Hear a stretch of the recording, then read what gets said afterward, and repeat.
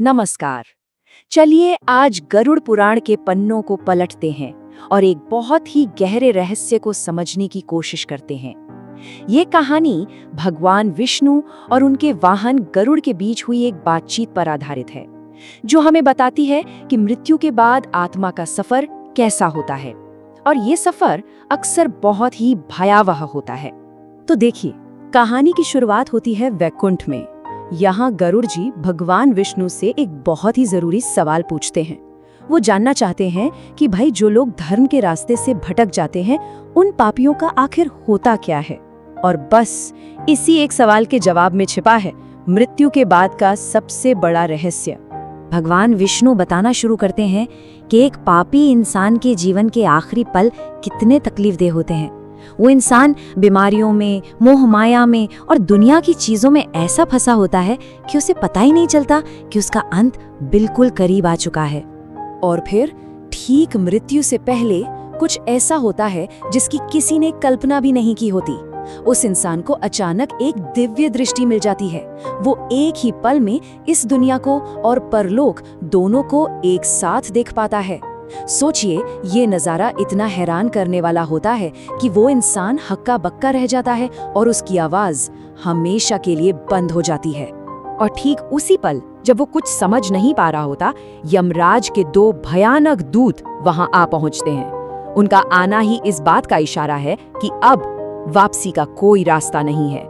आत्मा को ले जाने का वक्त आ गया है। पुराणों में उनका रूप बहुत ही डरावना बताया गया है। सोचिए, उनकी आंखें गुस्से से लाल हैं, शरीर कौवे जैसा काला और बाल ऐसे खड़े हैं जैसे बिजली का झटका लगा हो। हाथों में फंदा और डंडा लिए और नाखून किसी हथियार की तरह तेज। उन्हें देखते ही मरने वाले इंसान का डर के मारे अपने शरीर पर कोई काबू नहीं रहता। यमदूत उस शरीर से अंगूठे जितनी छोटी आत्मा को जबरदस्ती खींचकर बाहर निकालते हैं। ये बहुत ही दर्दनाक होता है। आत्मा को तुरंत एक यातना देह पहना दी जाती है, मतलब एक ऐसा शरीर जो सिर्फ आगे की तकलीफें झेलने के लिए बना है। वो बेचारी आत्मा अपने घर को, अपने लोगों को देखती रह जाती है, पर यमदूत उसे खींचते हुए यमलोक की तरफ ले जाते हैं। और रास्ते भर यमदूत उसे डराते धमकाते रहते हैं। वो कहते हैं, चल रे दुष्ट, जल्दी चल, तुझे यमलोक जाना है। आज तुझे कुंभीपाक जैसे नरकों की सैर कराएंगे। ये सब सुनकर उस आत्मा का दिल डर और दुख से फटा जाता है। अब यहाँ कहानी में एक और मोड़ आता है। कुछ समय बाद आत्मा को थोड़ी देर के लिए वापस उसके घर लाया जाता है।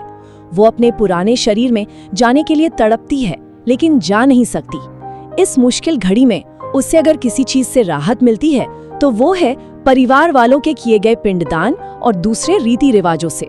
ये जो 10 दिनों का पिंडदान होता है ना, इसका एक बहुत गहरा मतलब है।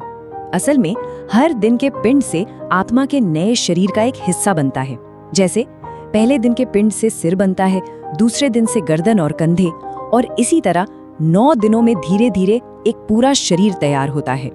और फिर 10वें दिन के पिंड से वो शरीर पूरा हो जाता है और आत्मा को भूख और प्यास महसूस करने की ताकत मिलती है। ये ताकत उसे यमलोक की लंबी और मुश्किल यात्रा में टिके रहने के लिए जरूरी होती है। 13वें दिन के बाद सब कुछ बदल जाता है। अब आत्मा बिल्कुल अकेली है, यमदूत भी साथ नहीं होते, और यहीं से शुरू होती है धर्मराज के दरबार तक की 1 साल लंबी यात्रा। एक बहुत ही कठिन यात्रा। ये सफर कितना लंबा है आप अंदाजा भी नहीं लगा सकते। पुराणों में बताया गया है 86,000 योजन। एक योजन करीब करीब 13 किलोमीटर का होता है, यानी 10 लाख किलोमीटर से भी ज्यादा का सफर।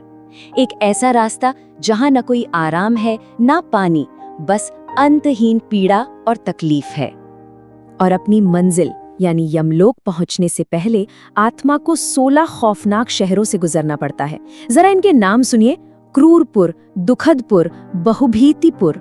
इनके नाम से ही पता चलता है कि उस रास्ते पर आत्मा को कितनी पीड़ा और निराशा झेलनी पड़ती होगी। तो इस पूरी भयानक यात्रा का आखिर मतलब क्या है? गरुड़ पुराण की ये कथा हमें एक बहुत ही सीधी और सच्ची बात बताती है। कर्म और उसके फल का सिद्धांत। ये हमें दिखाती है कि हमारे काम ही तय करते हैं कि हमारा आखिरी सफर कैसा होगा। देखिए, शास्त्र हमें 2 बिल्कुल अलग अलग रास्ते दिखाते हैं। एक तरफ अच्छे कर्म करने वालों के लिए एक सुखद देव मार्ग है जो उन्हें एक अच्छी गति की ओर ले जाता है, और दूसरी तरफ पाप करने वालों के लिए एक डरावना यम मार्ग है जिसका अंत भयानक नर्क की यातनाओं में होता है। ये हमारे ही कर्मों का नतीजा है और कुछ नहीं। और आखिर में ये पूरी कहानी हमें एक बहुत बड़े सवाल के साथ छोड़ जाती है। क्या हमारे कर्मों का फल मिलना वाकई इतना तय है, इतना अटल है? ये एक ऐसा सवाल है जिस पर हम सबको सोचना चाहिए। अगर ऐसी ही ज्ञान से भरी बातें और भी जाननी हो तो इस चैनल को सब्सक्राइब करना ना भूलें। धन्यवाद।